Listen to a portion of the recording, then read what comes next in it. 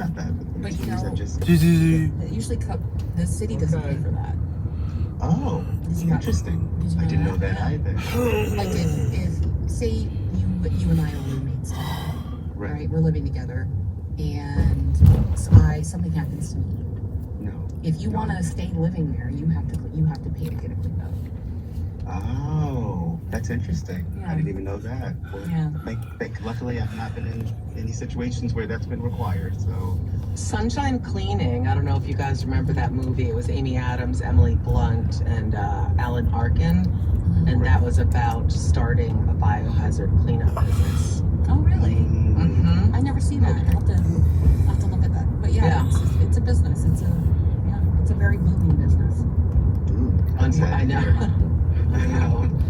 Well, this is True Crime Tonight. We're on iHeartRadio. It is Talkback Tuesday, and we are knee-deep in Ellen Greenberg talkbacks.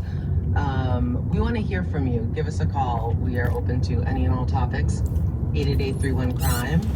And let's hit another talkback. Hi, friends. My name is Franny, and I'm calling from just outside of Philadelphia. I'm calling with a comment about the Ellen Greenberg case. I live about 10 minutes from where she was killed, and I remember when it happened that I was principal and somehow involved. And after watching the documentary and then hearing you guys discuss it the other night, the building manager said something like, if you slam that door hard enough that the latch would engage, and that really solidified it for me. Sam's behavior was kind of weird that day. He was sending all these text messages one after another. He was calling it suicide on the 911 call, and then his lawyer uncle left personal death and all the electronics. Personally, I think that he killed her sometime that afternoon, and then he went to the gym to give himself an alibi. I mean, it's only his word saying that Ellen was alive when he left his apartment.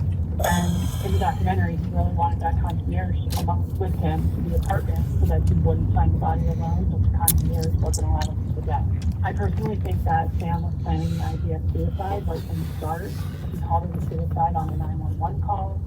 And I'm guessing that his uncle is probably a prominent lawyer here in the city and probably knows a few people, and that's how it got changed from homicide to suicide.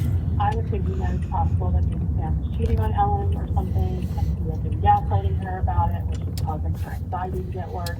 You know, maybe he wanted to break things off with her or something. Who knows? Wow. Yeah.